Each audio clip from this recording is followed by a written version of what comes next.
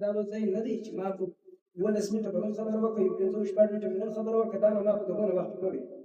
زه جمعې کېږي زه به دا تحقیق لګېږم. څو جمعې کېږي؟ زه جمعې کېږي. دا رقم نه دی چې بس ما زده وکړه.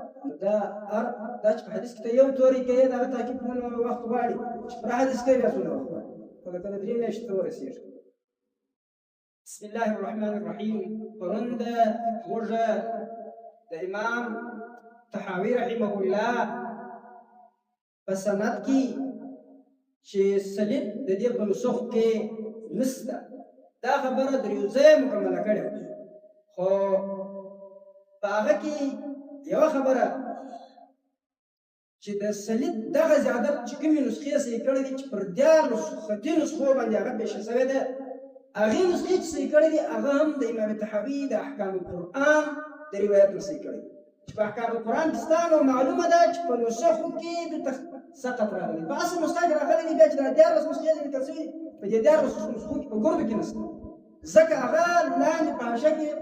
براجي دي که څوک دي هغه دا تصریح کړې ده چې ما دا صحیح کې د روایت د طحاوي نه چې په احکام القرآن په دې پوه شوست. او نو ما درته وایي چې بدرالدین العیني رحمه الله په شرح کې هغه هم دغه رقم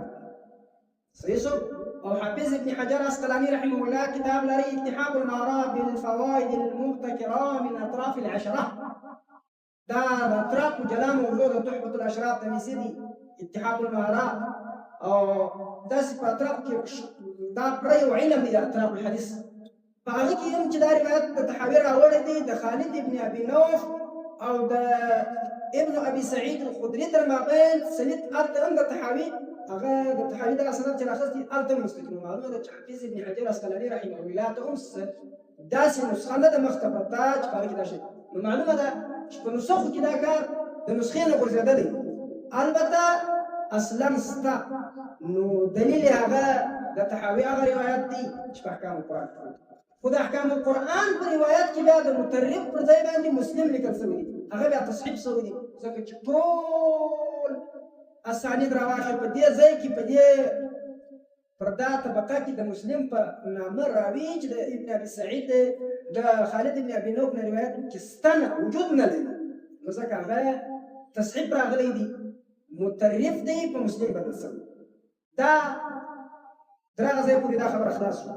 پاتې شو یو خبره مسند احمد. په مسند احمد کې چې دا روایت دی امام احمد بن حنبل رحمه الله یو نظر یوصل من نسبه دا روایت راوړي. حدثنا ابو صمد بن عبد الوارث قال حدثنا عبد العزيز بن مسلم قال حدثنا مطرف عن خالد بن ابي نوف عن سليد بن ايوب عن ابن ابي سعيد الخدري. دا سليد بن ايوب د مسند احمد په بعد دغه نسخه چې لازم سره د دوه مسجد ده سیده دې نسخه کې دا مترف ستا خو د مسند احمد په بعد د مترف په بعد د خالد ابن ابي نوف د خالد ابن ابي نوف او د ابن ابي سعيد الخدري په مابین کې سند په دا نسخه کې ستا خو د مسند احمد په نورو بعضو نسخو کې دا سند نسخه. اوس موږ څه وکړو؟ آیا صحیح نسخه دغه ده چې دغه سند د ابن ابي سعيد او د خالد ابن ابي نوف د مابین وجود لري هغه پکې ستا دا صحیح نسخه ده که دا پکې نشته چې دا صحیح نسخه ده؟ زما خبره پوه شوه؟ نو که ته ووایه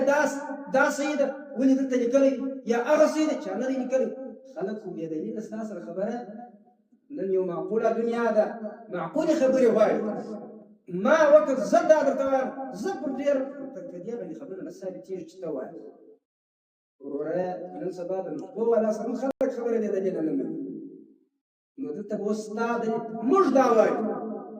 چې دغه نسخه چې دا د سند وجود پکې ستا دغه د صح نسخه ده، د بلې نه نسخې نه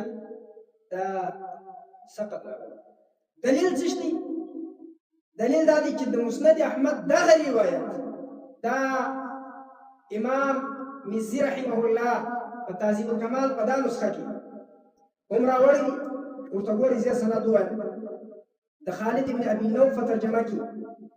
ګرد سند د امام احمد پورې راوړي دي. قال ابو الصمد بن عبد الوارث قال حدثنا عبد العزيز بن مسلم قال حدثنا مطرف عن خالد بن ابي نوف يعني عن سليد بن ايوب عن ابن ابي سعيد الخدري. ګورئ د هغه روایت د مسند احمد ده اوس په هغه نسخه کې چې نشته د هغه تایید دا کتاب نه کوي بلکې چې په کومه نسخه کې شته او دی یې په خپل سند د مسند احمد راخي بیا د مسند څوک پکې شته بیا دا یې یوه نسخه ده دې نو کوم سړی دا وایي چې په دې نسخه کې به خطا وي نو د دې کتاب بیا یوه بله نسخه تهذیب الکمال د دې یوه بله نسخه هم د هغه روایت راوړي په هغه کې عین د هغه روایت دی دی د خپل سند یو ځلې در احمد بن حنبل رسي د احمد بن حنبل یعنی هغه سند ضرورت یې نشته چې سړی ووایي خپله کتای شي 1650 رقم د ترجمې دی خالد بن ابي نوف ترجمه ده په هغې کې هر څوک کتلی شي نو په تمیزي سند ورته معلوم اسلام آباد دی وایي په دې نسخه کې هم داسې وایي چې حدثنا عبد الصمد بن عابد الوارث قال حدثنا عبد العزيز بن مسلم قال حدثنا مطرف عن خالد بن ابي نوف يعني عن سليم ابن ايوب عن ابي سعيد الخدري وریدام د کومې نسخې تایید کوي چې سند چیرې وجود لري دا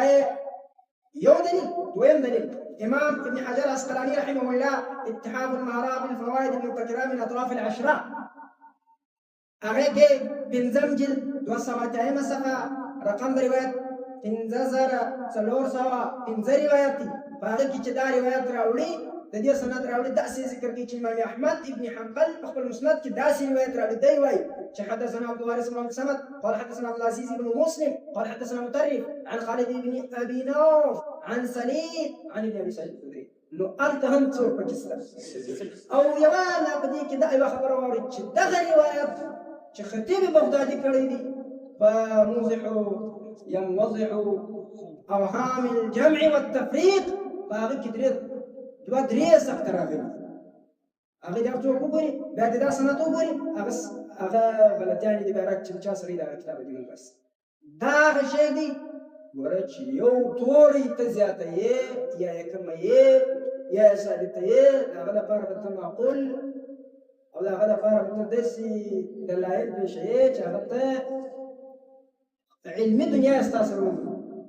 په ما ویلو باندې شی نه ثابتېږي په چا ویلو باندې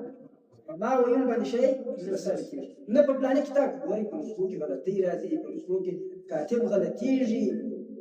تصحیح راځي ابدال راځي حذف راځي د یو با یا کې من بدلی